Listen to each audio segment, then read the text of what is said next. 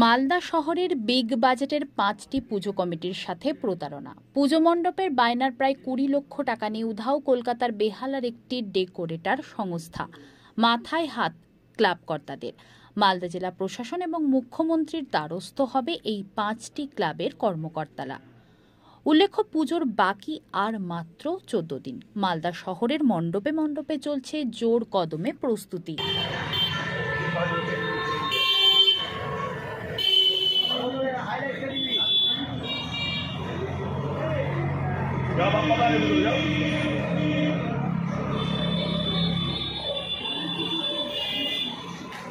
মোবাইলের switch off এমতো অবস্থা আমরা দিশারা হয়ে পড়েছি। কীভাবে আমরা পুজো মণ্ডপটা করবো, পূজাটা করবো সেটা ভেবে পাচ্ছি না। মোটামুটি ওনাকে আমরা 3.5 লক্ষ টাকা বাইনা করেছি। তার সুন্দর সমস্ত কিছু রেকর্ড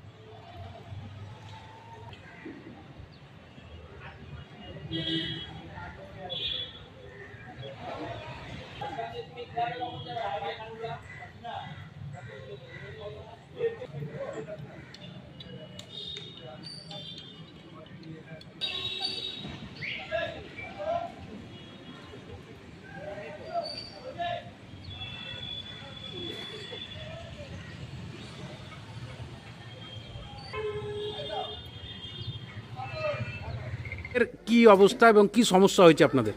আমাদের কুতুবপুর নয়াগ্রাম হিমালয় সংঘ ক্লাব, আমাদের ক্লাব হিমালয় সংঘ এবছর আমাদের ৭৬তম দুর্গাপূজা। আমাদের এবারে থিম ছিল ভোগলা পাতার একটা প্যান্ডেল, যেটার আমাদের থিমে নাম দিয়েছিলাম আমরা জাতি। শুধু না, তার সাথে আমাদের যে ডেকোরেটর দায়িত্ব নিয়েছিলেন তিনি সে সুন্দরভাবে সেই থিমটাকে ছাড়িয়ে সাজিয়ে আমাদের নাম দিয়েছিলেন আদিম নাগা দেশে মা এলোরে নববেশে। এই ছিল এবছর আমাদের থিম। আমরা সুদীপ্ত পাল কলকাতার ঝিল রোড যাদবপুরের একটি সংস্থা, তাদেরকে আমাদের দায়িত্ব দেওয়া হয়েছিল এবারের প্যান্ডেল নির্মাণের জন্য। কিন্তু আমরা দেখলাম মাঝপথে কাজ চলাকালীন সে হঠাৎ করে সেখান কাজকর্ম অসম্পূর্ণ রেখে চলে গেল। আমরা বিভিন্ন সূত্রে খোঁজখবর নিয়ে জানতে পারছি শুধু আমাদের ক্লাব নয়, এবার মালদা জেলা শহরের ইংরেজবাজার শহরের বেশ কয়েকটি নামী পুজোর দায়িত্বে সে ছিল এবং সে এই প্রতারণা করে প্যান্ডেলের কাজ অসম্পূর্ণ রেখে এখান থেকে পালিয়ে গেছে।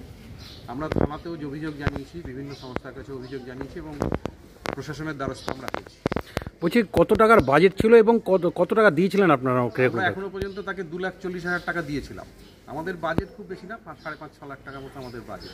কতটা অসুবিধাতে পড়লেন এই যে এত সুন্দর একটা থিম ছিল তার মধ্যে ডেকোরেটর ভেঙে যাওয়া, এটাতে কি